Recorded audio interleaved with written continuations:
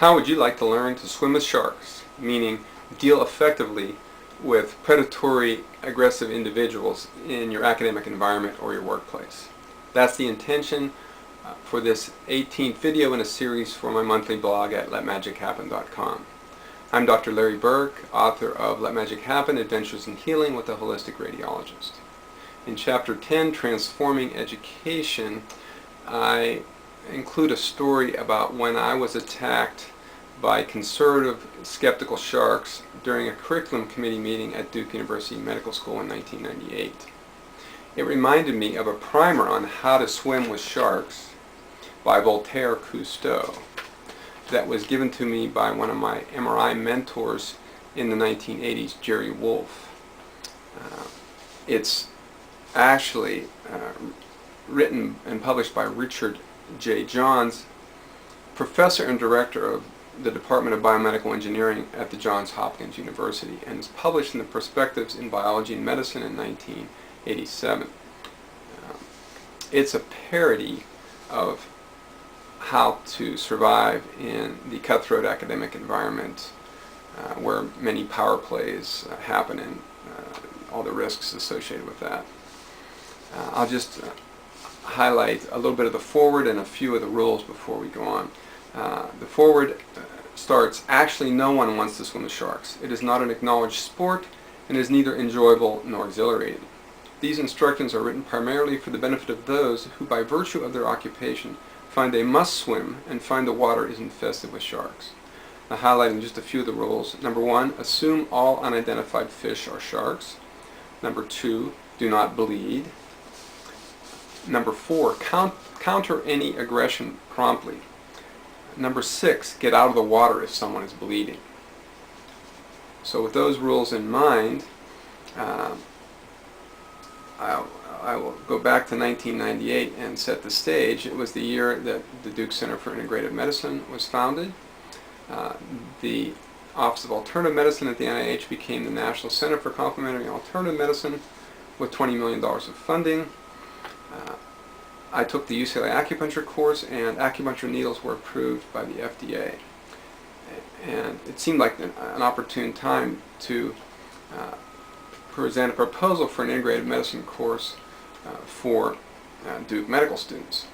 I prepared a well-balanced and evidence-based presentation and went in expecting some possible skepticism, but wasn't prepared for the attack that occurred. When I concluded my presentation, one of the anatomy professors leaped to his feet, red in the face, with neck veins bulging, and shouted, this course needs to be taught by a skeptic. Dr. Burk, do you consider yourself a skeptic? Well, I was like a deer in the headlights at that moment, and I had violated the first rule, which was to assume all unidentified fish are sharks. I only vaguely recognized him and didn't realize he was a shark, but then recalled that I had given a lecture to the first year medical students correlating radiological images with anatomy pictures that had been actually very well received, but the last slide I showed was a teaser, which was Alex Gray's Sacred Mirrors, showing the acupuncture meridians and the chakras, and apparently he'd been in the audience and been offended by my including that slide. So I had failed to recognize him as a potential shark. I violated the second rule, is that I started to bleed. The problem with bleeding is it attracts other sharks. And I'll just highlight a few of the points about bleeding from the rules. Admittedly, it is difficult not to bleed when injured. Indeed, at first this may seem impossible. Diligent practice, however, will permit the experienced swimmer to sustain a serious laceration without bleeding, and without even exhibiting any loss of composure. Those who cannot learn to control their bleeding should not attempt to swim with sharks, for the peril is too great.